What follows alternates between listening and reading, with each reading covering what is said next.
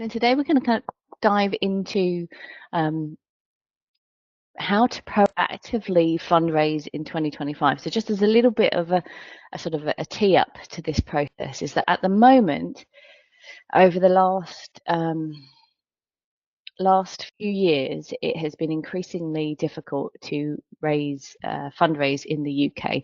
But it's kind of actually the statistics are saying it's actually the lowest period that we've had in about 6 years.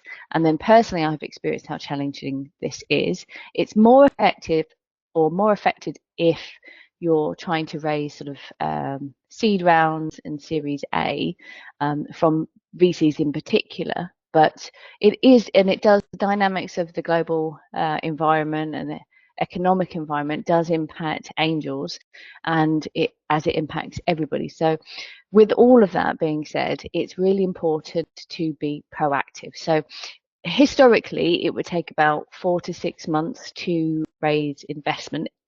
A good investment raising period would be about 4 to 6 months, and that's when you're really being in the trenches. You're spending all of your time fundraising. That's the kind of typical time frame that it would have taken years ago. Now, in the new environment, that has expanded, and so you need to be thinking, if you're going to be doing any sort of fundraising, especially seed and onwards, but I would say even for pre-seed, it's likely to take a lot longer than you'd anticipate and be a lot more difficult, and you'd probably have to do a lot more research. So that's why I wanted to dive in today to kind of go through all of those stages. So just zooming in a little bit on our whiteboard.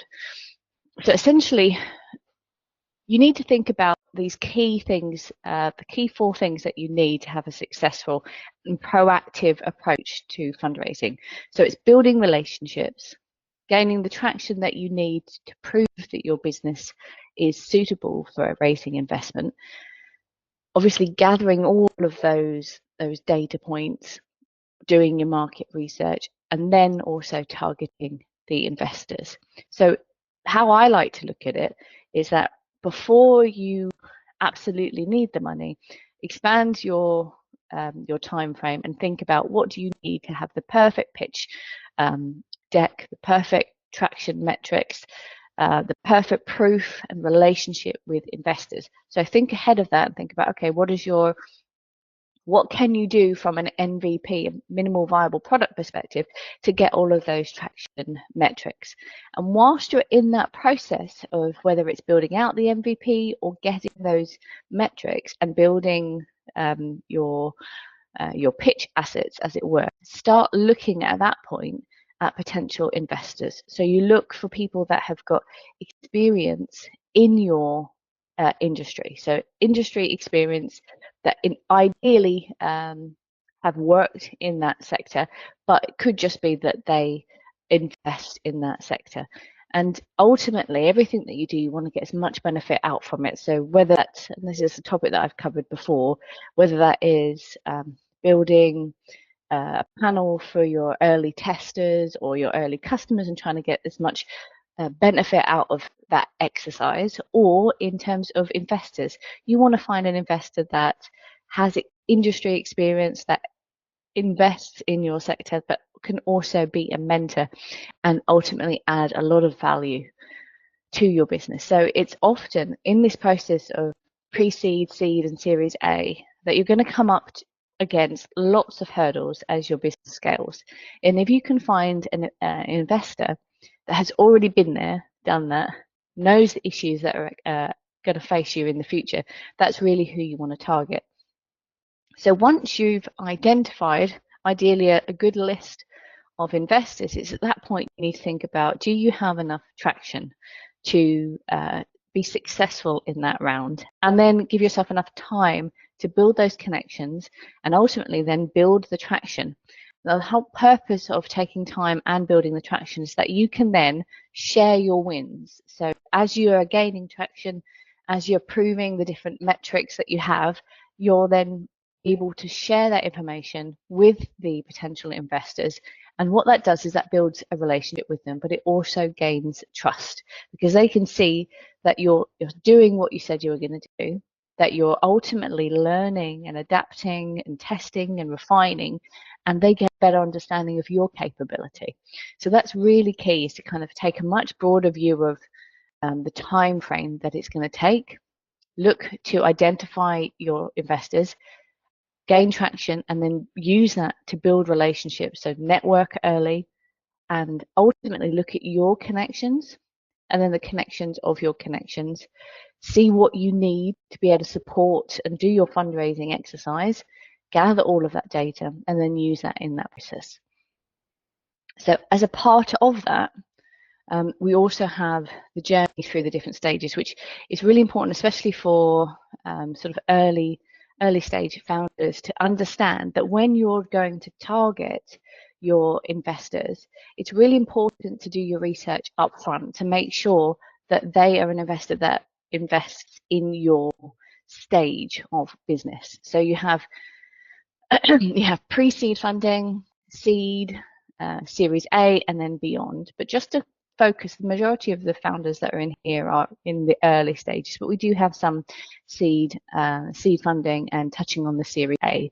So what I wanted to kind of explore is really for the benefit of the early founders, is to understand when you're doing the research and you're trying to look for your investors that invest in your industry and that ultimately have experience, you also want to make sure that they invest in your stage of business.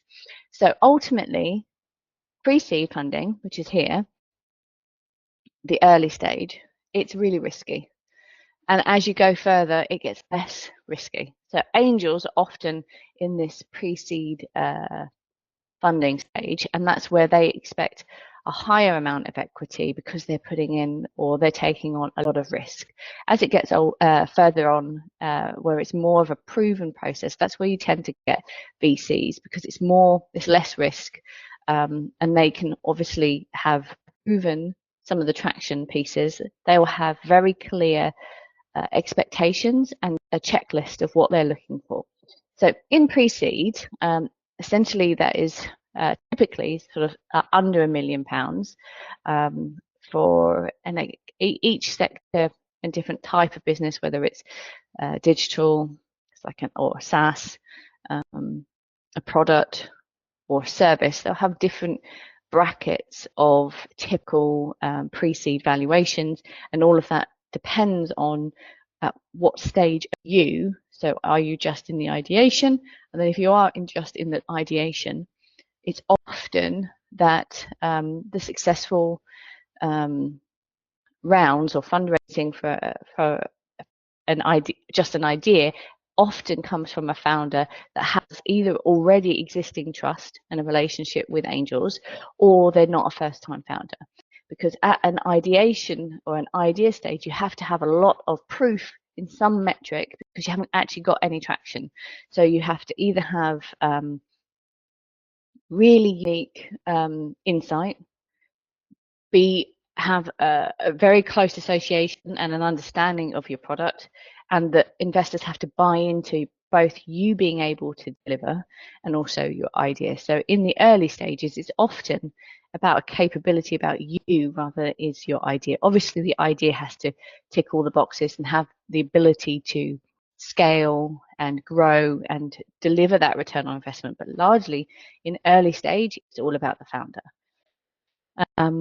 So pre-revenue, typically, obviously with pre-seed, at that point, that's where you're trying to effectively build your first prototype or your MVP or first product that is your MVP. So I've gone through this in the last session. An MVP can relate to multiple different businesses, so business types, so whether that's a digital product or a service or a physical product. So it's about how does that relate to you. And investors are typically at that stage. They tend to be, bootstrapping along with the founders putting all of their money in, the family and friends, and sometimes angel investors coming in at that pre-seed stage. And that really is to cover all of the cost of development and whatever that might be, the initial startup costs, and developing that concept. And when you get a little bit further, and you've got an MVP, and you've got the ability to either have traction or revenue, that typically is in this seed stage. And just a little bit of a word of warning, it's really important when you're going for fundraising is to understand and have early conversations, because I've seen countless times where, specifically when you're speaking with VCs, they'll say, oh, well, unfortunately, or different funds, unfortunately, you have fallen in between our clearly defined brackets. So you're no longer pre-seed and you're not quite seed, you're in this in-betweeny stage. So it's really important to build those relationships, network, understand who you're talking to and where they invest and what they're specifically looking for. So in the seed funding stage, that's typically you're trying to validate your business model and then obviously achieve product market fit. And when you get on from that, that's where you're kind of looking at the scaling and that Series A. So that's where you've already tested your business model, you can see that it's working, you've got somewhat, you've achieved product market fit. And so in these early stages, this is where the strategy is really key, the team is really key, and all of the decisions around testing and learning and getting feedback from your customers is really important in this stage. And then a word on how to find the right investors. So it's really important at this stage to identify investors that you want to build. It's kind of like you want to build a really healthy relationship. So I was going to say it's kind of like a marriage at this stage, especially in early stage funding. So you want to find that you can work with them. Ideally, they would tick all the boxes that you're looking for, so that they could have industry experience, that they invest in your sector, and obviously your stage, but also that they could be a mentor to you. You want to try and cut as much of the faff, the fluff, and focus in on delivering and achieving product market fit, on proving out your business model. So if you've got an investor that can also help and guide you, that's really what you're looking for. And the best way to do that is to start early and then look for those investors and where do they hang out. So where they might hang out would be industry events, and trying to find, say for example, it depends on what your sector is, or what your product or your service or your digital product is. It's about going to the most relevant events and trying to look for networking opportunities. Where I've also found it really useful is to go to other pitch sessions where another founder within your sector or a multi-sector group are getting together to do their pitches. Now, you don't, I would say you start early and you don't go there to pitch, you go to network.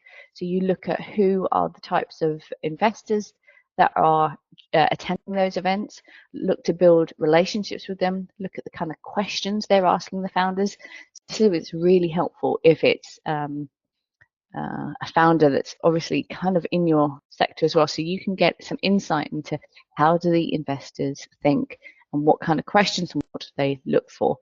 Obviously, you can also utilize some of the platforms out there, but that again, it's much better if you can do it through your own network and ideally connections, your connections and their connections to the people that you're trying to get close to, or in physical networking opportunities and trying to meet people. Once you go to lists or platforms, that's when you're taking out that bond and that trust, and ultimately this is all about relationships and building trust. So this is why it's really important to start early, and then as over time you should have a methodology that means that if, say for example, you've connected with somebody, whether it's in person or it's from a platform or it's from a list, that you share your regular updates in whatever form that you feel comfortable doing, so that they can get to know you, they can get to know your company and your process.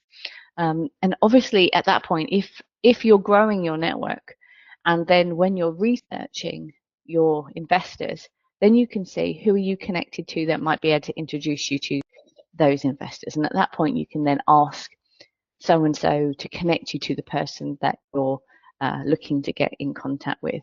And what's key there is to make it as easy as possible for them. So much further down the line, or if you're already in this process, what you'll want to make sure is that in your email outreach, or if you're giving content to that connector to then pass on and email somebody to connect you with, that's when you need to think about, obviously you'll be having your pitch deck, but a one pager is really helpful because everybody is limited within the amount of time they have, and they already have a view of what they invest in, what they're interested in, and ultimately you want to try and make the email copy as engaging and as with a strong hook and a reason why the person should connect with you.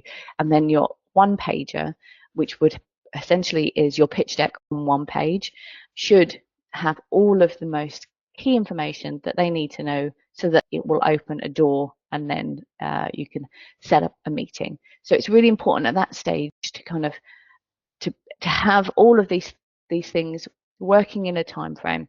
And in the course that we've got in the paid group, that kind of essentially maps out the whole process for, you know, creating your pitch deck, creating your assets, and then outreach, what kind of content you need to have in the email, how can you do some research on the investors that you're reaching out to make sure not only that they're the right fit, but also that you've got some sort of a connection, or if you don't have an actual personal connection, such as a person to connect you, but that you have some sort of an interest connection that you can share. You can say, we went to the same university, or we both are interested in XYZ. So it's important to do as much research as possible if it's kind of cold, but the priority would be to try and connect with them in person.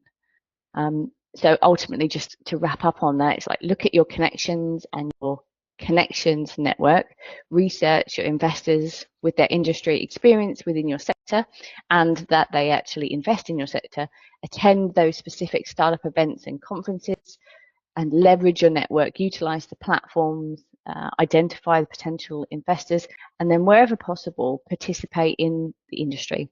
Get to know people, communicate with each other, talk about what you're doing, get feedback, even from other founders. It's really, really useful. And being a founder and fundraising is actually very, it's a challenging process.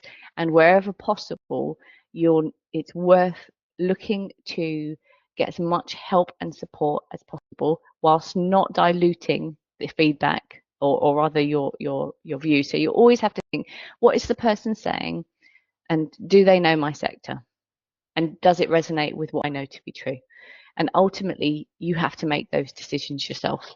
So it is important to take in feedback, but to also trust your gut and then test and learn. And wherever possible, try and think about all of this as data and testing and learning. So when you're reaching out to investors, or whether you're trying to build traction, whatever it is, if you just have a mindset of testing and learning and starting small. So for example, instead of emailing or doing the same approach with everyone, chunk it down into little bite size that you can test, get feedback. How did that work? What didn't work? Look at subject lines, look at events. Did that work? Didn't that work? Or if you're looking at gaining traction for your MVP, don't just go all out and try and do everything in one go. Try and break it down and test and adapt. It might feel counterintuitive to speed, but actually in the long run, it is much better to be accurate and to be targeted and to get what you need than it is to do an exercise and not have it perform.